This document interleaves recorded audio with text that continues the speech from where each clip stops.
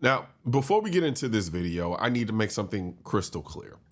This video is not about taking sides in the politics of Israel and Palestine. That's not what I do here, and that's not what this video is about. This video is about one thing: how armed civilians can and do stop mass shootings. That's it. So if the comments want to devolve into a political slap fight, fine, that's engagement. But for my part, this video is about the Second Amendment principle that ordinary people with guns make the difference between chaos and survival. That's the lens I want you to watch this through. A shooting in Jerusalem has left at least 6 people dead and several others injured after gunmen opened fire at a busy city bus stop. Jane, just as the US President Donald Trump promises that a ceasefire agreement is imminent, you've got these scenes of absolute terror on the northern outskirts of Jerusalem. 2 Palestinian gunmen, police say, opened fire at that busy bus stop, and among those 6 killed were rabbis.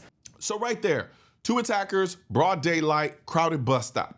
That is a mass shooting by every definition, no matter what your political views are. And the reality is, people weren't just sitting ducks, because what happened next shows exactly why armed civilians matter.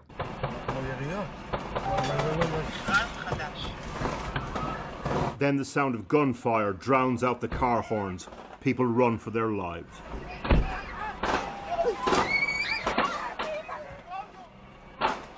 Bullets hit the windows of the bus next to the taxi driver right of screen. His focus, getting an elderly passenger to safety. Within seconds, armed civilians start shooting back as more arrive on the scene. 5 men and a woman were killed. 2 others were seriously wounded. Within seconds, armed civilians started shooting back. Not 5 minutes later when police arrived, not after the attackers had all the time in the world, seconds. And you know what that means? The death toll could have been far worse. And that's not me speculating. That's just reality. Imagine what would have happened if no one there was armed. That's the difference between a tragedy and a catastrophe. The Israeli police said this morning that, quote, 2 terrorists arrived in a vehicle. The weapons they used were recovered at the scene. They also said that an off-duty soldier and civilians returned fire and, quote, neutralized the attackers. Now, here's the part the media loves to downplay.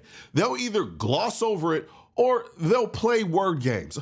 Oh, well, it was actually a soldier. Yeah, but he was off duty. That makes him functionally no different than a civilian who happened to be carrying. So what really stopped this attack? Armed civilians.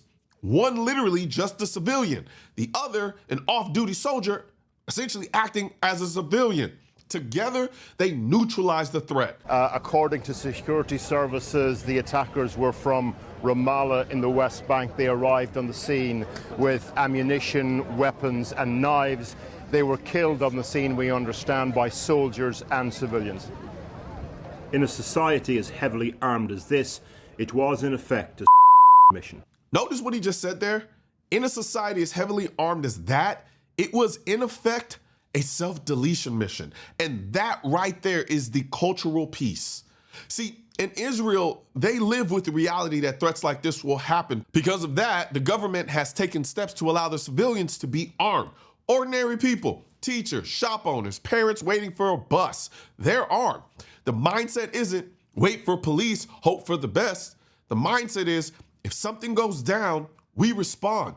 We don't wait, we act. That's culture, that's the mentality. And guess what? It works. Here in America, our politicians, our media act like that's some kind of radical idea, but Israel has embraced it out of necessity. Their society is armed, and because of that, attackers know the second they pull the trigger, they're on borrowed time.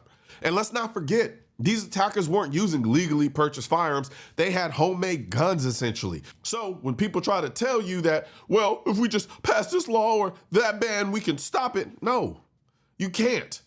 Because you can't legislate evil out of existence. People who want to do harm will always find a way to get weapons, whether that's homemade, smuggled, or stolen. The only real variable is whether armed civilians are there to respond. In Israel, they are. And that's why this attack was stopped before it became something far worse. So let's strip all of the politics away and just look at the lesson. People who want to do harm will always find a way to get weapons. That's not a variable you can control. The variable you can control is whether ordinary armed civilians are allowed to step in when those people strike. In Jerusalem, that reality saved lives. Now imagine if that same principle was embraced instead of demonized here in the US, because at the end of the day, it's really simple. Armed civilians stop mass shootings, and pretending otherwise costs lives.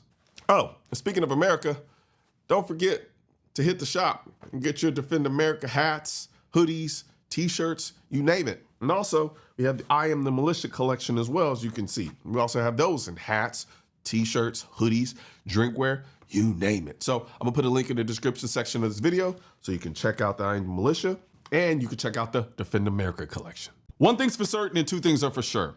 Politicians and tech giants don't want gun content to be recommended to you. And we're all fighting this culture war together. Now you can help do your part by liking, commenting, subscribing to the channel, but most importantly, sharing this video with at least one person. Together we can stop the suppression of our 2A rights. And don't forget to click the link in the description section of this video for the products that I mentioned in this video.